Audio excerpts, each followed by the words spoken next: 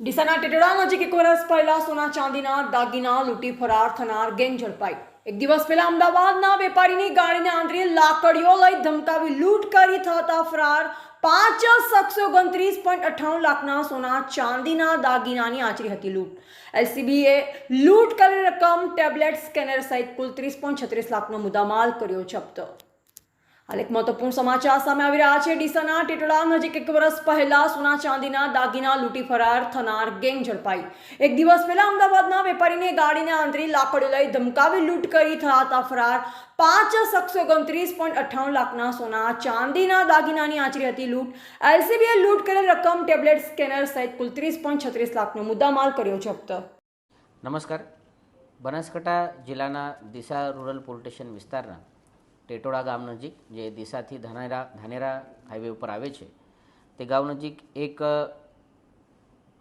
ગાડીમાં, અલ્ટો ગાડીમાં maximum enterprises, જે ચાંદીની હોલસેલની દુકાન છે અમદાવાદની, તે ચાંદીની દુકાન પરથી 13 કિલો જેટલી ચાંદી લઈને તેના જે કર્મચારી હતા તે આવતા હતા। તે સમયે ટેટોડા નજીક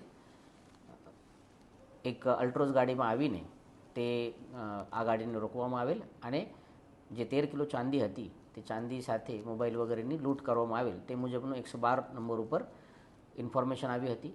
ઇન્ડિપેન્ડન્ટલી ઇન્ફોર્મેશન એલસીબીના જે લોકલ કર્મચારી હતા તેઓના પાસે પણ આવી હતી।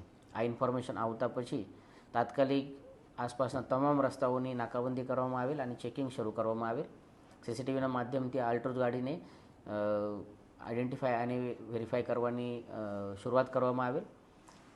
લગભગ 1-2 કલાકના અંદર જ આ ગાડીને આઈડેન્ટિફાઈ કરી તેઓની લોકેશન ટ્રેસ કરવામાં આવેલ અને ડીસા રૂરલની હદમાં જ એલસીબીના જે કર્મચારી હતા તેઓની પ્રાઇવેટ ગાડી સાથે બ્લોકિંગ કરવામાં આવેલ હતી।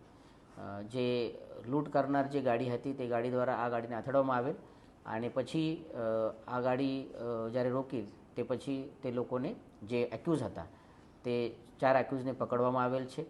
જે મુદ્દામાલ ગયેલ હતો, જેમાં 13 કિલો જેટલી ચાંદી હતી, આ 13 કિલો જેટલી ચાંદી અને જે મોબાઈલ હતા, આ તમામ વસ્તુ રિકવર કરવામાં આવેલ છે। આ જે મેક્સિમમ એન્ટરપ્રાઇઝીસ ની દુકાન છે, તેમાં એક વ્યક્તિ કામ કરતો હતો, જેનું નામ ભરતભાઈ રબારી કરીને છે, જે 15 દિવસ પહેલાં તેને આ નોકરી ઉપરથી નીકળી ગયો હતો। તેઓની આ તમામ ઇન્ફોર્મેશન આરોપી પાસે પહોંચાડી હતી। તેઓ આ ગાડીના પાછળ પણ હતા। તે પણ આરોપીમાં તેઓને પણ પકડવામાં આવેલ છે અને બાકી જે 4 આરોપી લૂંટમાં, જે મુખ્ય આરોપી છે, જે શકરસિંહ વાઘેલા, વિપુલસિંહ વાઘેલા, લીલુબા વાઘેલા અને વિક્રમસિંહ ચૌહાણ છે, તેઓની પણ અટકાયત કરવામાં આવેલ છે। આના સિવાય એક આરોપી દેવાભાઈ રબારી, જે આ તમામ લૂંટને કોર્ડિનેટ કરતા હતા, તે અત્યારે વોન્ટેડ છે। આ લૂંટમાં તમામ મુદ્દામાલ રિકવર કરવામાં આવેલ છે અને લોકલ ક્રાઇમ બ્રાન્ચના સૂઝબૂછના કારણે અને તાત્કાલિક કાર્યવાહીના કારણે લૂંટના આરોપી અને તમામ મુદ્દામાલને પણ રિકવર કરવામાં આવેલ છે।